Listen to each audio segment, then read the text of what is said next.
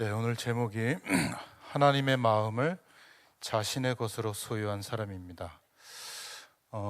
우리 장로님들이 제가 알기로는 그 세계 선교 대회 때 해외 일시에 한번 저희가 해외 나가서 선교 현장의 사역에 참여했던 것 말고는 우리 중직자들이 이렇게 한 마음으로 8분이 그것도 제일 먼 지역이라고 할 수 있는 우리 아프리카 지역에 함께 이렇게 순회 캠프 현장에 나갈 수 있도록 하나님이 은혜 주신 것은 처음인 것 같습니다. 이번에 어떤 중요한 시작을 하나님이 우리에게 하고 계신 것을 보여주시지 않나 이렇게 싶습니다. 저는 여러 가지로 복을 많이 받은 것 같아요. 그리스도 안에 있기 때문에 그렇고 우리 파송 선교사님 18가정 또 협력 선교사님 또 계신데 캐나다의 김경근 선교사님 빼고는 제가 다 선교 현장에 가본 것 같아요.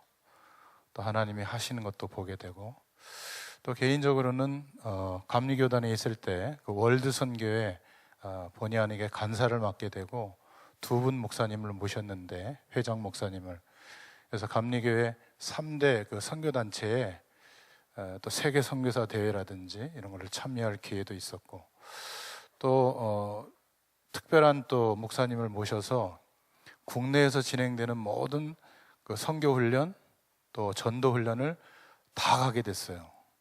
제가 이렇게 은혜 없이 생겼잖아요.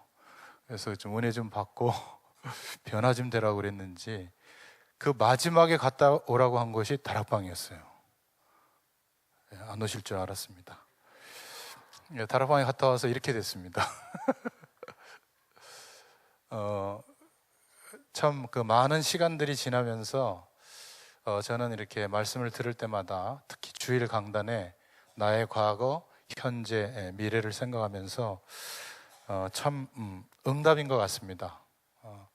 이렇게 노력하려고 해도 안 되는데 한 20년 넘게 이렇게 하나님의 은혜 속에 있게 된 것이 감사하고 이제는 어느 곳에 던져놔도 이렇게 하나님의 인도받는 데는 큰 지장이 없이 이렇게 된 것이 너무 감사하고요. 이번에 어떤 하나님이 중요한 우리 교회 순회 시간표를 두고 하실 일이 있겠다 이런 마음을 좀 담아봅니다. 좀 서론으로 우리 생각해 볼 것은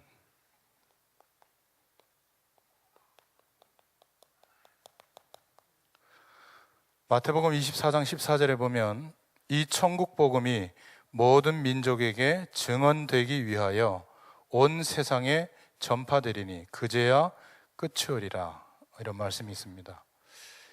여기서 이 모든 민족이라고 하는 단어가 국가로 해석이 되면 이미 전 세계 모든 나라에는 복음이 들어갔습니다. 선교학적으로 3% 정도에게 복음이 들어가고 그리고 교회가 세워지고 그 나라 말로 성경이 번역되어지고 또 그 나라의 현지인 목사가 세워지면 그 나라는 선교됐다고 보거든요. 근데 주님이 아직 재림 안 하시는 거 보니까 이 모든 민족의 이 민족을 네이션 말고 피플이라는 개념으로 해석을 하면 민족, 종족이라는 단위가 되거든요. 그래서 종족이라는 단어로 이렇게 설명을 해보면 굉장히 많은 종족이 있는데 지금 한 6,000개 종족이 미전도 종족으로 이렇게 인정되고 있습니다. 이 6,000개 종족은 한 번도 가서 아무도 가서 예수님을 전해준 적이 없는 지역이에요. 지구의 4분의 1입니다. 인구는 대략 20억 명쯤 됩니다. 2000년 동안 가라고 명령하셨는데 부지런히 갔는데도 아직 4분의 1이 남아 있습니다. 그 중에 인도를 중심으로 한 지역에 대부분 미전도 종족이 많이 있고요. 참 감사하게도 이 속에 있는 사람들을 끄집어내서 지금 국내에만 118명의 다문화, 다민족들이 와 있습니다. 오늘 선교를 생각하기에 앞서서 모든 민족에게 복음이 증거되기 위하여 온 세상에 전파되리니 그제야 끝이 오리라. 저는 그렇게 생각하지 않았는데 나의 과거, 현재, 미래를 하나님이 준비하셨다고 하는 확신이 들 때부터 이게 우리의 방향이 돼야 되지 않겠나, 저는 이렇게 기도하고 있습니다. 저희가 지금 처음 방문하는 케냐도 보면 모든 외국 원조 자금이 나이로비를 통해서 아프리카 전역으로 들어가기 때문에 케냐에 국제 선교단체 본부들이 다 들어와 있습니다. 그래서 일찌감치 복음이 많이 전해졌고요. 영국 영향으로 개신교는 한 36%, 천주교는 한 35% 신자들이 있다고 합니다. 여기에 한국 선교사님은 250여 명, 가정수로는 150 가정에 있습니다. 근데 우리가 케냐에 또 왜 가야 되죠? 이 질문을 저는 하고 있습니다. 7만 개 개신교회가 케냐에는 깔려 있습니다. 그런데 케냐와 우리가 또 가는 탄자니아 그 인접 지역에 한 번도 복음이 증거되지 않는 미전도 종족들은 그대로 방치되어 있습니다. 이런 부분들은 우리가 좀 기도 제목을 가지고 우리 장로님들도 좀 현장을 보시고 인도받으시면 좋겠습니다. 두 번째로 좀 생각하실 기도 제목은 선교라는 단어입니다. 선교는 보낸다 이런 뜻이 있고요. 그래서 전도자를 파견한다 이런 의미가 있고, 또 보냄을 받은 사람 또는 단체 이것을 말하기도 합니다. 그래서 뭐 사절단 이런 단어를 쓰기도 하고요. 또 보냄을 받은 임무, 사명을 말하기도 합니다. 우리는 전도와 선교를 같이 쓸 때도 있고 따로 쓸 때도 있는데 주로 타문화권에서 복음을 전할 때 선교라고 말하죠. 근데 복음을 직접 전하는 행위에 조금 국한된 것은 전도라고 얘기할 때 우리가 국내에서도 선교자를 붙이는 분야는 복음 전파뿐만이 아니라 교육, 구제, 사회 참여, 치유를 비롯한 교회의 모든 전도 활동과 사업을 포함할 때 무슨 선교 이런 단어를 씁니다. 그래서 우리가 선교 현장에 간다, 선교 캠프를 참여한다라고 할 때 복음 전파에 대한 의미도 있지만 더 많은 의미를 생각하시고 이 미션이라고 하는 현장, 미션이라는 단어를 생각하시면 좋겠습니다. 자, 이 배경을 놓고 저희 장로님들과 목사님과 우리 다락방에서는 이번에 탄자니아에서 집회를 열고 있는데요, 여기 참여하게 됩니다. 말씀을 전하는 입장에서는 항상 하나님 앞에서 기도하고 고민하는 것이 있는데 뭔가 이렇게 잘 모르는 것들을 잘 전달해 줘야 되는 어떤 입장도 있어요. 근데 그거는 광고 같아요, 광고. 그리고 또 잘 모르기 때문에 설득도 하고 설명도 해야 될 때도 있습니다.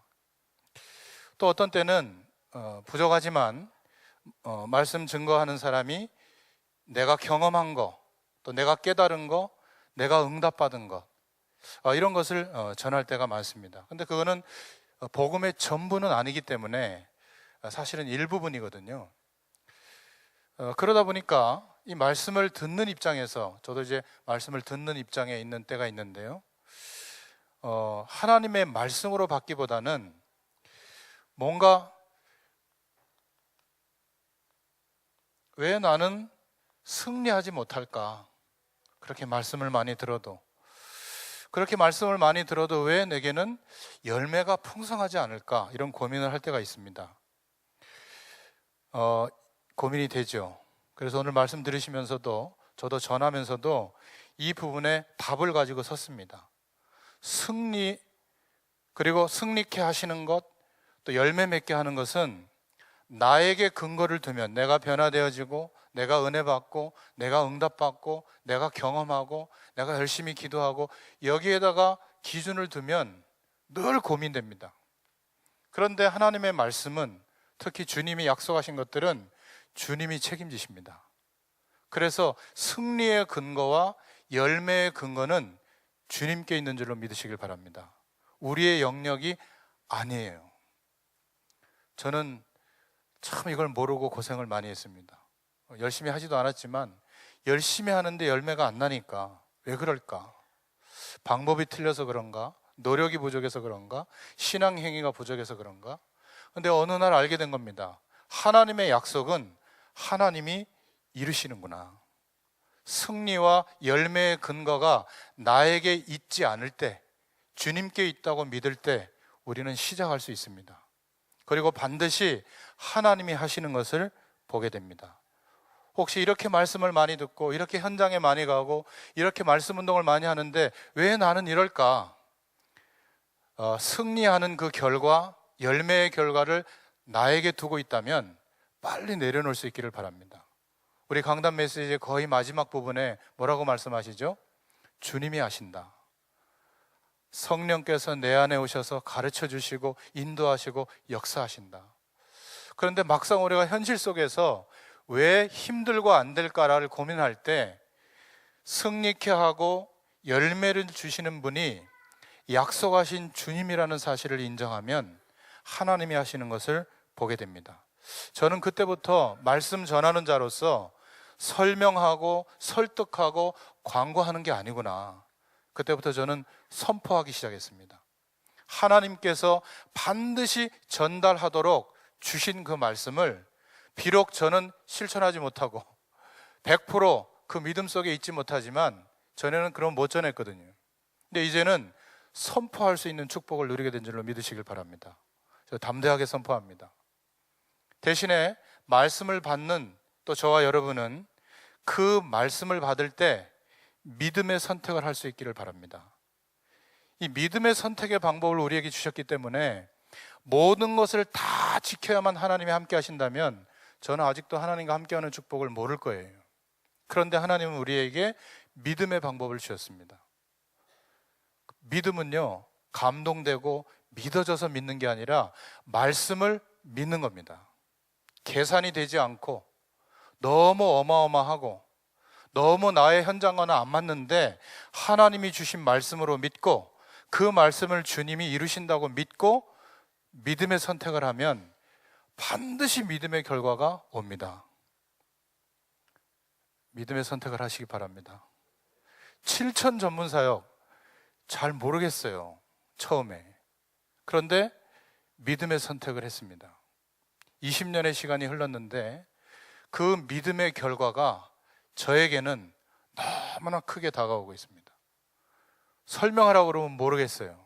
그러나 그 말씀을 주님이 허락하셨고 그 말씀의 방향대로 조금 저의 인생을 드렸는데 하나님은 너무나 큰 축복의 일들을, 믿음의 결과들을 보게 해주셨습니다. 그리고 이미 하나님은 그 축복을 이루시려고 저의 작은 과거, 현재를 준비해 오신 것을 보게 되어졌습니다. 우리 장로님들이 이번에 함께 이 선교 캠프에 동행하실 때 나의 과거, 현재, 미래를 생각하시면서 하나님이 이미 완벽하게 부르시고 인도하시고 있구나. 믿음에 대한 선택과 결단이 있으시기를 축원드립니다. 자, 그러면 오늘 고린도전서 2장 16절의 말씀처럼 하나님의 마음을 자신의 것으로 소유한 사람은 어떤 축복을 누리는가? 그 사람은 어떤 사람인가? 말씀으로 한번 확인해 보겠습니다. 베드로전서 2장 9절에 보면 너희는 택하신 족속이요 왕 같은 제사장들이요 거룩한 나라요 그의 소유된 백성이니 이는 너희로 어려운 데서 불러내어 그의 기이한 빛에 들어가게 하신 자의 아름다운 덕을 선전하게 하려 하심이라. 예수님을 그리스도로 믿게 하시고 하나님 만나는 길, 모든 죄와 저주에서 해방되는 길, 모든 사단과 귀신의 세력에서 완전히 해방되는 길, 이 그리스도의 축복을 알게 하셔서 행복하게 해주셨습니다. 이게 우리 인생의 목적일까요? 하나님은 베드로전서 2장 9절처럼 택하신 족속으로 삼아서 왕같은 제사장으로 거룩한 나라로 하나님께서 우리를 부르신 줄로 믿습니다. 그래서 하나님과 아직 찾지 못한 하나님의 백성을 만날 수 있도록 소통을 시키는 선교적 소망을 가진 자들로 우리를 부르신 줄로 믿습니다. 전도는 목사님들이 하나요? 목사님들도 해야죠. 근데 예전에는 목사님들이 전도하는 줄 알았어요. 선교는 선교사님들만 합니까? 아니에요. 예수 그리스도를 주로 고백하는 모든 자들은 최하의 믿음이 선교입니다. 할렐루야. 좀 세게 아멘 해주세요. 할렐루야. 최하의 믿음이 선교입니다. 그러면 최상은 뭘까요? 순교입니다. 제가 아까 서론에 말씀드렸죠. 그럼 너는 순교할 수 있냐? 지금은 가능한 것 같아요. 제가 기도가 올라왔기 때문에. 그래서 최하의 믿음, 선교적 소명으로 부르신 줄로 믿으시길 바랍니다. 그래서 하나님이 우리에게 지금 기회를 주고 계시는 겁니다. 하나님이 왜 우리 동북교회를 이 땅에 주셨죠? 선교의 기회를 주시는 겁니다. 우리가 많이 복음화되고 많이 성장하고 힘과 능력을 갖춰서 많이 훈련되고, 그런데 아까 말씀드렸지만은 지금 복음적인 교단들이 이 6,000개 미전도 종족을 한 교회마다 한 종족 이상씩 나눠서 거기에 성경을 번역하고 주의 종들을 될 사람을 불러서 신학교육을 시켜서 목회자로 만들어서 교회를 세워서 파송하고 있습니다. 그러면 우리가 다 준비됐을 때 주님 오시면 어떡하죠? 억울하지 않습니까? 이분들은 지금 우리 대에 저 6,000개 미전도 종족에 복음 증거하자 이러고 생을 걸고 뛰고 있습니다. 저는 가끔 우리 교회가 하나님이 주신 축복은 너무 큰데 하나님이 하신다고 하는 그 믿음 때문에 우리가 그 하나님의 말씀 앞에 믿음을 선택해야 될 때 못하고 있는 것은 아닌가, 이런 생각을 하게 됩니다. 순회가 시작이 됐습니다마는 동시에 아무리 부족해도 말씀 들고 가는 자들이 없기 때문에 2000년 동안 저 4분의 1 지역에 아무도 안 갔다니까요. 죽을까 봐. 저희는 진짜 기도를 해야 될 줄로 믿습니다. 저는 이번에 선교사님들과 만나가지고 이 중심에 있는 얘기를 할 거예요. 그리고 좀 도와달라고 얘기할 겁니다. 같이 가십시다. 저 아프리카 권역에서 수많은 일들이 벌어지고 있거든요. 뉴스에 나오는 것마다 이래도 복음을 안 전해주겠냐 할 정도로 수많은 뉴스들이 흘러나옵니다.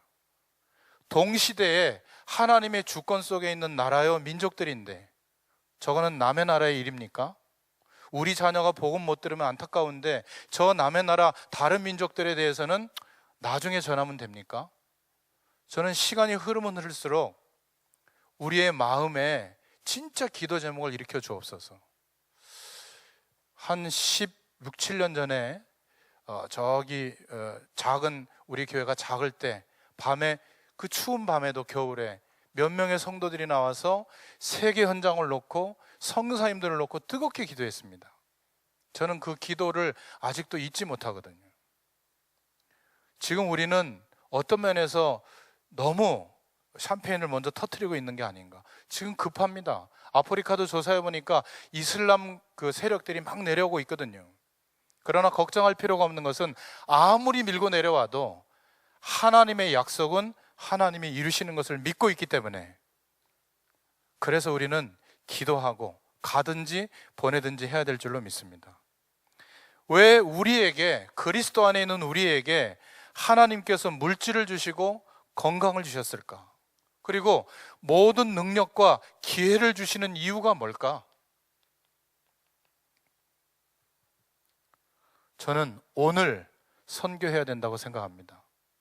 저는 나중이 아니라 지금 선교적 사명을 감당해야 된다고 믿습니다. 저희 교회는 넘치도록 사실은 많이 헌신했죠.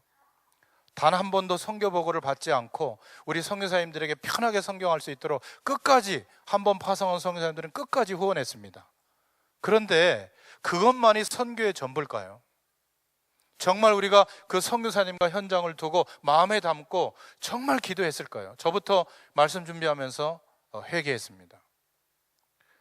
보내는 선교사의 사명을 감당하고 있는가? 우리가 이 땅에서 평안히 거하며 누리는 것이 예수 그리스도를 믿는 목적인가? 하나님은 단 한 사람도 예외 없이 그리스도를 깨달을 수 있고 믿게 해주신 그 한 사람에게 하나님의 나라의 부흥과 선교의 완성을 맡겨주시려고 지금도 우리에게 기회를 주시는 줄로 믿으시길 바랍니다.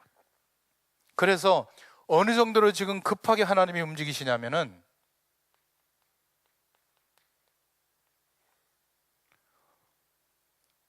역사는 이미 24시 정각에 멈추어 서 있습니다. 곧 멸망의 시간표가 올 정도로 급합니다. 주님께서 이 은혜의 때를 연장하고 계시는 것 뿐이에요. 이 역사를 지금도 이어가시는 이유는 듣기만 하면 구원받을 수 있는 그리스도 복음 앞에서 모든 민족과 백성과 방언이 나오기를 원하고 계시는 겁니다. 그래서 가야 하고 보내야 합니다. 지금 순회라고 하는 중요한 시간표 속에서 순회 캠프팀, 대단한 팀도 가야 되지만 모자란 우리도 가야 됩니다. 할렐루야. 저 목사님 왜 갑자기 나와서 저러는가? 사실은 그래야 돼요. 그러기 위해서 예배하고, 그러기 위해서 공부하고, 그러기 위해서 준비해야 됩니다. 한국교회에 하나님께서 부흥을 주시는 때가 있었어요. 그 중에 두 번째 부흥의 때가 온 적이 있었는데, 젊은이들이 꿈을 꾸면서 선교지를 향해서 자기 인생을 드리던 때가 있었습니다. 지금도 그 불은 꺼지지 않았지만은 안타깝게도 선교의 마음보다는 어떻게 하면 장가를 잘 갈까? 어떻게 하면 멋있는 오빠를 만나서 아름다운 가정을 꾸밀까? 그래서 행복하게 전도할 수 있을까? 그런 것은 없습니다. 이 세상과 우리의 삶이 함께 하면서 하나님 나라의 일을 확장할 수는 없습니다. 하나님의 말씀에 믿음으로 순종할 때 하나님은 당신의 일들을 그 사람들을 통해서 이루십니다. 듣기만 하면 구원받을 수 있는 사람들이 기다리고 있어요. 그래서 정말 이번에 이건 우연이 아니고요, 탄자니아에서 집회를 계기로 우리 장로님들이 정말 그 바쁜 분들이 하나님 앞에서 기도하고 8분이나 지금 같이 참여하고 있습니다. 여러분들 기도해 주시기 바랍니다. 그래서 각 나라 모든 족속을 향해서 본격적인 기도와 선교에 대한 불길이 일어날 수 있도록, 우리 청년들과 렘넌트들은 선교를 향한 꿈을 꿀 수 있도록 이런 시작이 되어지기를 축원드립니다. 하나님은 이 일을 위해서 저와 여러분의 생명을 연장시켜주고 계시는 거예요. 이 거룩한 부르심 앞에 우리가 있는 겁니다. 자, 그러면 두 번째로 하나님의 마음을 자신의 것으로 소유한 사람. 하나님의 마음이 어떤 것일까요? 호세아서 6장 6절에 보면 나는 인애를 원하고 제사를 원하지 아니하며 번제보다 하나님 아는 것을 원하노라, 이런 말씀이 있습니다. 여기서 안다는 것은 체험하여 안다는 것을 말하거든요. 그 마음을 그대로 공유할 수 있는 상태를 말합니다. 누군가를 정말 사랑하게 되면 그 사람의 마음이 어떠한지를 그대로 느끼게 되는 경험을 하게 되죠. 하나님의 마음을 안다. 하나님이 지금 찾으시는 사람은 하나님이 마음 아파하는 일에 열의를 제쳐놓고 반응하는 사람입니다. 하나님이 지금 우리 시대에 무엇에 마음 아파하실까요?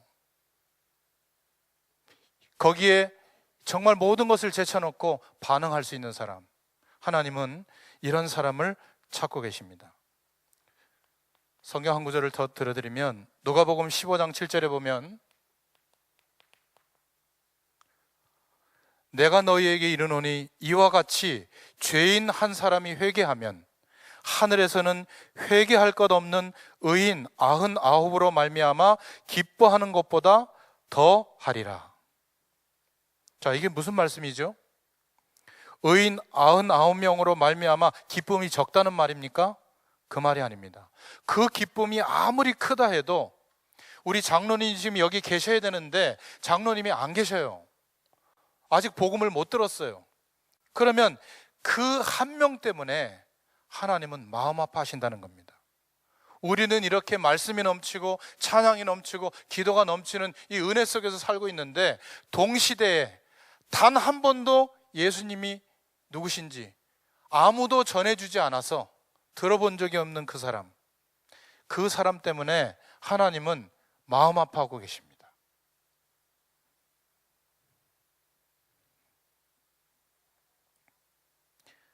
그래서 99명의 기쁨으로 대신할 수 없다. 그게 한 영혼에 대한 마음이에요. 우리가 순회 캠프 할 때 전도 연습하러 가는 게 아닙니다. 정말 현장을 향한 하나님의 안타까운 마음, 그 마음이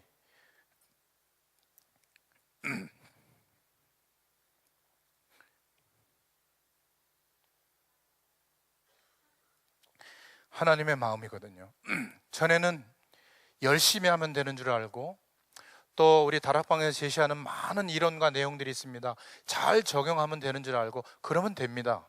사역은 되는데 제 마음에 주님의 마음이 자꾸 없어지는 거예요.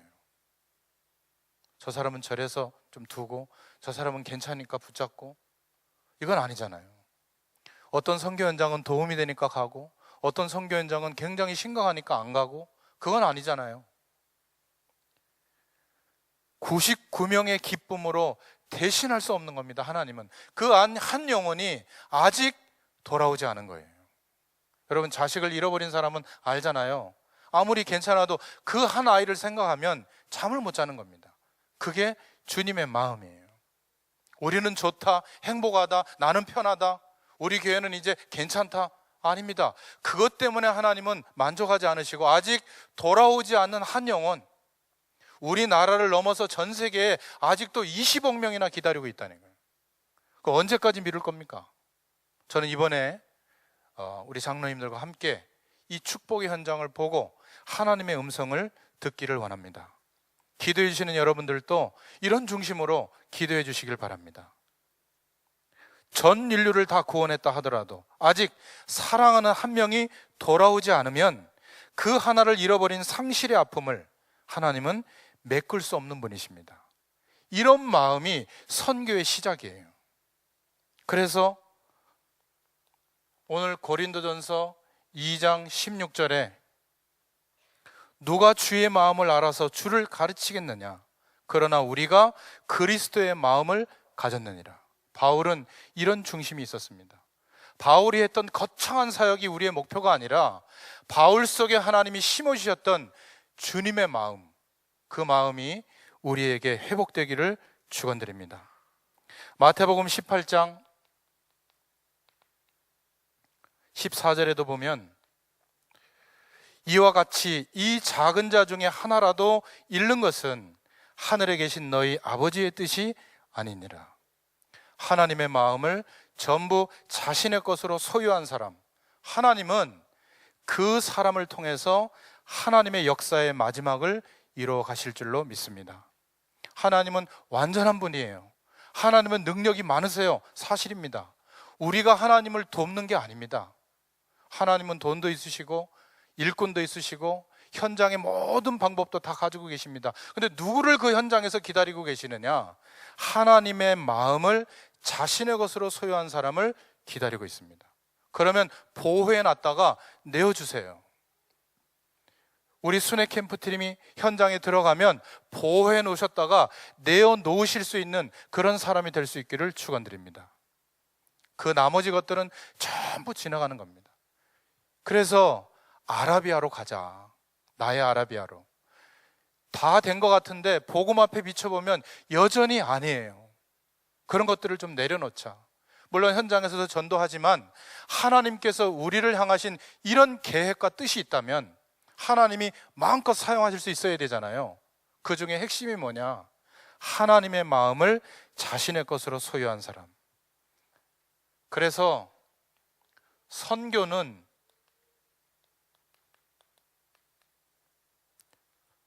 교회 부흥을 위해서 하는 게 아닙니다. 전도는, 선교는 교회 부흥 때문에 필요한 게 아니에요. 하나님 아버지의 잃어버린 그 한 영혼을 향한 포기할 수 없는 마음 때문에 우리는 그 하나님의 마음을 주실 때 순종하는 겁니다. 그게 선교예요. 많은 사람들이 필요할 때만 주님을 찾고 결정적 순간이 닥치면 우수수 떨어지는 그런 교회의 역사들이 많이 있었습니다. 그러나 끝까지 남은 자가 주님의 마음을 소유한 자예요. 주님의 마음을 소유한 사람은 주님이 쓰시는 일꾼이 됩니다. 그래서 가장 큰 죄는 주님의 마음을 몰라주는 거예요. 하나님이 지금 어디에 마음을 두고 계시고 무엇 때문에 가슴 아파하시는지 여기에는 반응을 잘 안 하고 있는 사람, 주여 주여 하면서도 신학적인 지식을 쌓았어도 주님의 이름으로 많은 일을 한다고 하면서도 주님이 갖고 계시는 그 마음이 없다면 주님의 마음을 아프게 해드리는 겁니다. 저는 이번에 참 감사한 것은 우리 장로님들이 어떻게 이런 결정을 하셨을까? 이게 우연이 아니고요, 또 오늘 강단의 말씀을 통해서 선교 현장에 대한 우리 교회를 향한 비전 말씀을 들었습니다. 저는 그 말씀을 믿습니다. 그렇다면 그 믿음의 선택의 결과를 봐야 하잖아요. 정말 그 믿음의 선택대로 하나님이 하시는 것을 봐야 되잖아요. 또 우리가 열심히 평가하고 판단하는 것이 아니라 하나님이 하시는 것을 기다려 봅시다. 그래서 우리가 진짜 기도해 드릴 것은 선교사님들입니다.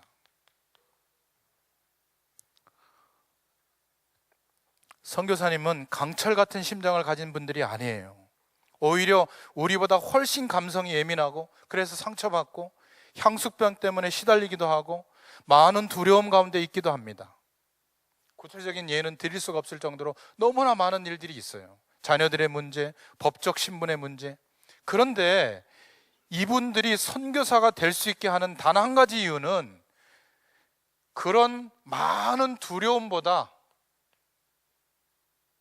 두려움이 실제로 많이 있습니다. 그런 두려움보다 더 큰 주님을 향한 사랑이 있기 때문에, 주님의 마음을 품게 되니까 너무 연약하고 부족한데 그 주님의 사랑 때문에 순종하고 계시는 분들입니다. 여러분, 선교 현장에 가서 선교사님들을 보고 평가가 될 수 있을지 몰라도 적어도 선교 현장에 가시는 분들은, 생을 걸고 가시는 분들은 이 사랑이 다른 것보다 더 큰 분들이에요. 그래서 존경하고 섬기고 기도해 드려야 됩니다. 연약한 모습을 볼 때, 아, 저렇게 연약한데도 저 그리스도의 사랑 때문에 이분이 여기 계시는구나. 어떤 분들은 그런데요, 한국에서 싸갖고 온 거 아끼고 아꼈다가 선교여행 오신 분들한테 한국식 음식을 대접했더니 여기 먹을 거 많네. 1년에 겨우 생일 한번 먹어야 되는 거 대접했는데 그 선교사님 하나도 안 어려워. 적어도 우리 교회는 그런 수준이 아닌 줄로 믿습니다. 이분들이 모자라고 힘들고 어렵지만 주님의 사랑이 더 크기 때문에, 주님의 마음이 더 품어졌기 때문에 선교 현장으로 가신 거예요. 저는 분명히 이런 부분들을 보여주실 줄로 믿습니다. 그래서 하나님께서 우리 한 사람 한 사람을 선교의 대열로 부르셨습니다. 한 미 전도 종족을 소개하려고 합니다.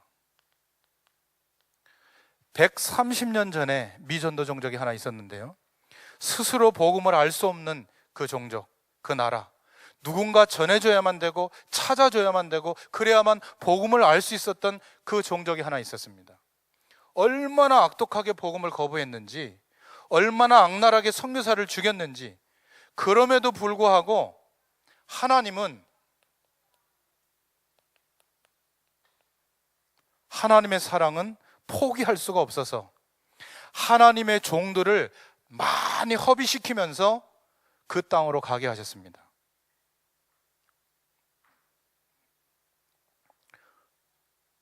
로버트 토마스, 루비 캔드릭, 셔우드 홀과 그 가족, 언더우드와 아펜젤로, 하나님의 종들을 허비시켰다니까요.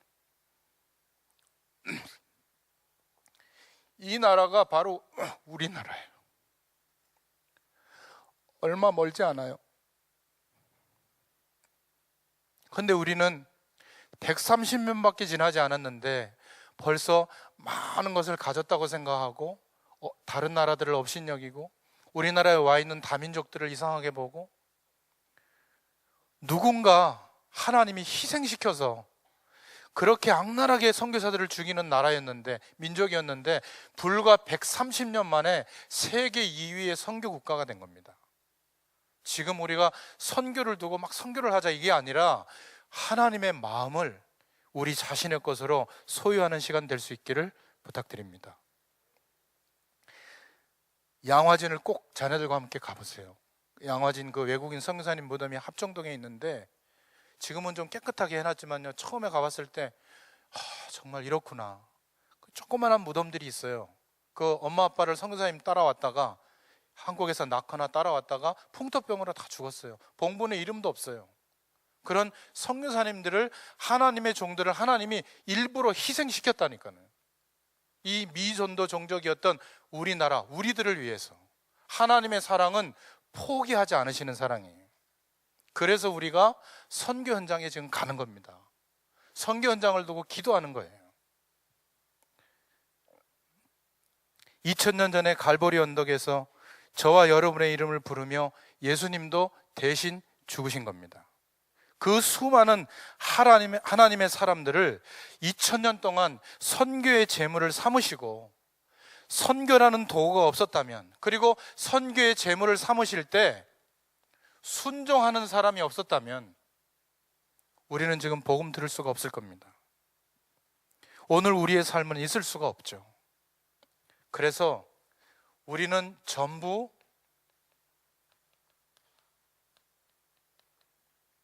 구원받았다고 확신하시죠? 그러면 전부 선교적 존재입니다.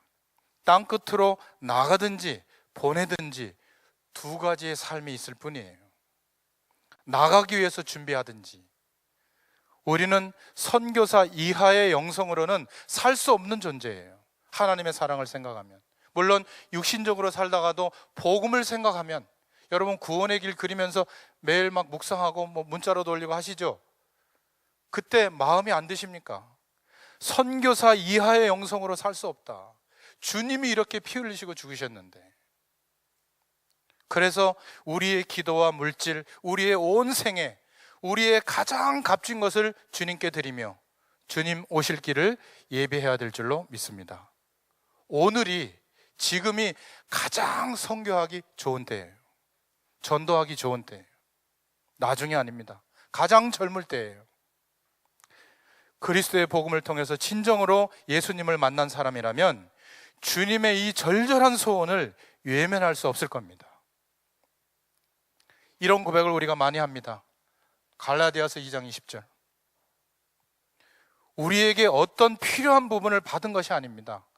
예수님의 전부를 받았다면, 나는 죽고 예수님이 내 안에 전부가 되었다면 주님의 심장을 품고 우리의 마지막 생애의 길을 달려가야 될 줄로 믿습니다. 공부 좀 못하면 어때요? 정말 상관없습니다. 이 마음이 있어야 될 거 아닙니까? 공부 좀 잘하면 어떻습니까? 아무 상관이 없어요. 그게 뭐가 대단한 겁니까? 아무것도 아니에요. 주님의 마음이 없다면, 주님의 마음이 있다면 뭐가 문제가 되겠습니까? 저를 한번 따라해 주시기 바랍니다. 주님, 선교적 존재로, 왕 같은 제사장으로 나의 모든 삶을 드리겠습니다. 나의 생애를 전부 써 주옵소서. 달라고 할 것도 없어요. 써 주세요. 사용해 주세요. 왜 우리는 언제까지 그리스도 붙잡으면서 이 믿음의 결단이 없습니까? 이 믿음은 선택하는 거예요. 얼마나 감동을 받아야 선택합니까? 그 믿음을? 하나님은 말씀하고 계십니다.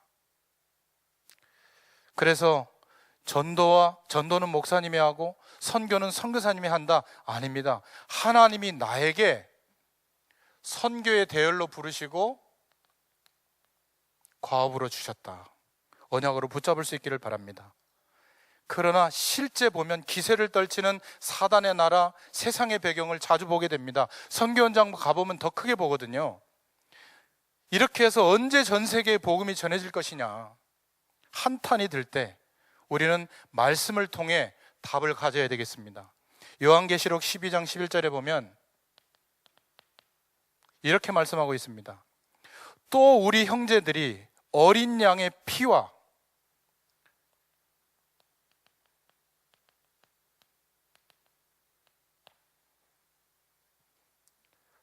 자기들이 증언하는 말씀으로써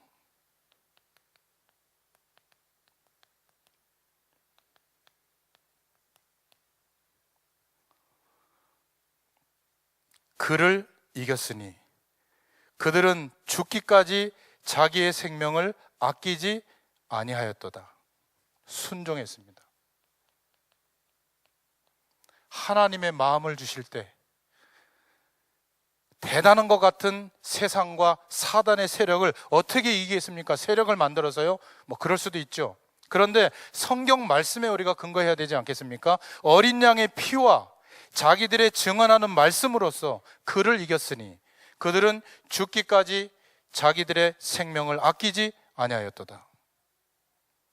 성경에서는 이겼다고 말하고 있습니다. 여러분, 승리하는 답을 얻으시길 바랍니다.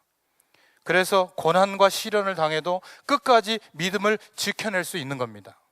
상황으로 보면 진 것 같지만 하나님은 순교의 피들을 곳곳에 뿌리게 하셔서 그때 하나님의 심판과 구원이 이루어지는 좌표로 삼으시는 겁니다.